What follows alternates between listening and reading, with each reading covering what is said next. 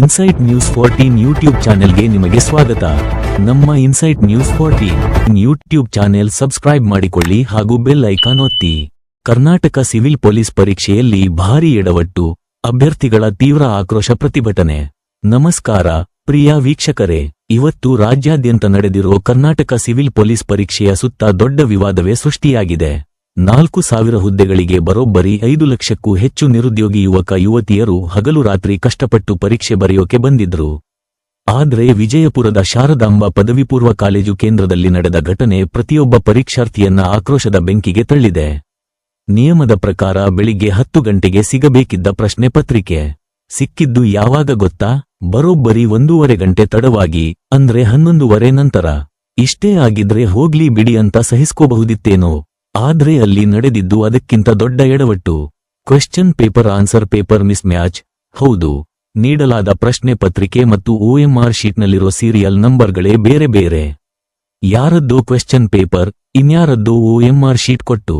ಇದರ ಬಗ್ಗೆ ಪರೀಕ್ಷಾ ಕೊಠಡಿಯ ಮೇಲ್ವಿಚಾರಕರನ್ನ ಕೇಳಿದ್ರೆ ವೈಟ್ನರ್ ಹಚ್ಚಿ ಸರಿ ಮಾಡ್ಕೊಳ್ಳಿ ಅಂತ ಉಡಾಫೆಯಾಗಿ ಉತ್ತರ ಕೊಟ್ಟಿದ್ದಾರಂತೆ. ಪರೀಕ್ಷೆಗೆ ಅಭ್ಯರ್ಥಿಗಳು ಜಸ್ಟ್ 2 ನಿಮಿಷ ಲೇಟಾಗಿ ಬಂದ್ರೆ ಸಾಕು, ಗೇಟ್ ಮುಚ್ಚಿ ವಾಪಸ್ ಕಳಿಸೋ ಈ ಸಿಸ್ಟಮ್. ಇವತ್ತು ಅಧಿಕಾರಿಗಳೇ 1.5 ಗಂಟೆ ತಡವಾಗಿ ಪೇಪರ್ ನೀಡಿದ್ದಾರೆ. ಇದಕ್ಕೆ ಯಾರು ಹೊಣೆ? ಆಕ್ರೋಶಗೊಂಡ ವಿದ್ಯಾರ್ಥಿಗಳು. ಪ್ರಶ್ನೆ ಪತ್ರಿಕೆ ಲೀಕ್ ಆಗಿದೆ ಅಂತ ಗಂಭೀರ ಆರೋಪ ಮಾಡಿರೋ ವಿದ್ಯಾರ್ಥಿಗಳು ಪರೀಕ್ಷಾ ಹಾಲ್ನಿಂದ ಹೊರಬಂದು ಕೇಂದ್ರದ ಮುಂದೆ ಬೃಹತ್ ಪ್ರತಿಭಟನೆ ನಡೆಸಿದ್ದಾರೆ. ವರ್ಷಪೂರ್ತಿ ಹಗಲು ರಾತ್ರಿ ಎನ್ನದೆ ಓದಿ ಭವಿಷ್ಯದ ಕನಸು ಹೊತ್ತು ಬಂದಿರೋ ಯುವಜನತೆಗೆ ಈ ರೀತಿಯ ವ್ಯವಸ್ಥೆ ಮಾಡಿದ್ದು ಎಷ್ಟು ಸರಿ? ಇಂತಹ ಅವ್ಯವಸ್ಥೆಗಳು, ಅಕ್ರಮಗಳು ನಿಲ್ಲೋದು ಯಾವಾಗ? ಬಡ ಅಭ್ಯರ್ಥಿಗಳ ಭವಿಷ್ಯದ ಜೊತೆ ಚೆಲ್ಲಾಟವಾಡ್ತಿರೋ ಈ ಸಿಸ್ಟಮ್ ಎಂದು ಸರಿ ಹೋಗುತ್ತೆ? ಈಗ ಪ್ರತಿಭಟನೆ ಜೋರಾಗಿದೆ.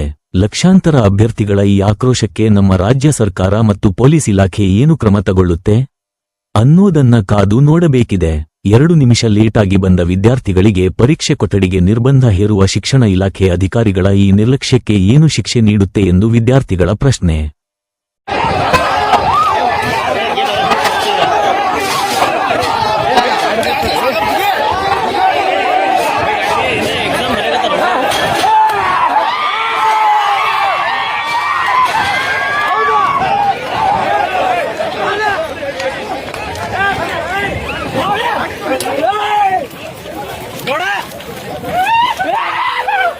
ಮುಂದಿನ ಅಪ್ಡೇಟ್ಸ್ಗಾಗಿ ನೋಡ್ತಾ ಇರಿ ಇನ್ಸೈಟ್ ನ್ಯೂಸ್ 14.